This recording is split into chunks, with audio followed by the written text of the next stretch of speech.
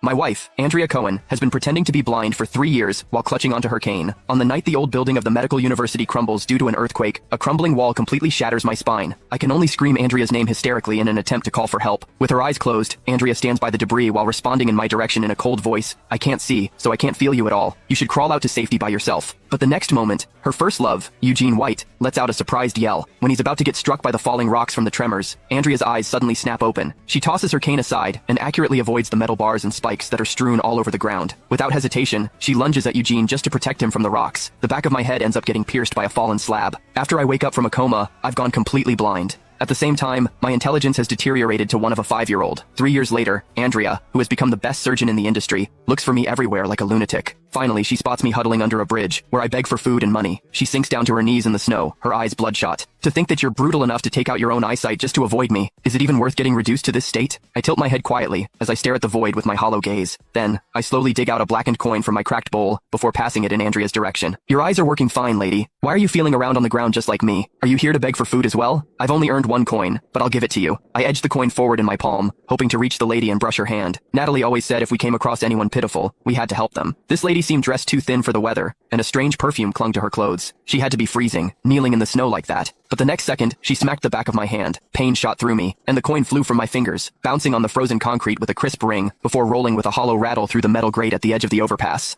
My money. Panic clawed my throat. I scrambled across the icy ground on my hands and knees. Without that coin, I wasn't getting any hot buns. I groped my way to the drain, forcing my fingers into the narrow gaps of the grate. My money fell in. That's for my food. The grate was caked with rust and jagged ice, slicing open the backs of my hands and fingers. I didn't feel the pain. All I cared about was that coin. Natalie worked so hard sweeping the streets every morning, and I couldn't lose it. Colin Gibson, haven't you had enough of this farce? A gust of expensive perfume hit me right before a cold hand clamped brutally around my chin. Her grip was ironclad as she yanked my head up. Just how far are you willing to go to get back at me? Playing blind? Acting crazy? Crawling out here to beg? Your acting is so pathetic it makes me sick. I had no idea what she was talking about. My chin ached, and her nails dug into my skin. Unable to see her, I flailed my hands to shove her away. Let go of me, you nasty lady. You're trying to steal my money. You made me lose my money. I broke down in sobs, tears mixing with melting snow in my mouth, salty and bitter. Pedestrians on the sidewalk slowed down, muttering, "She's all dressed up and bullying a blind disabled person? She even slapped away his money. That's low. Call the cops." His hands are bleeding. Hearing someone stand up for me made me cry harder. Nasty lady, give my money back. The lady must have felt humiliated.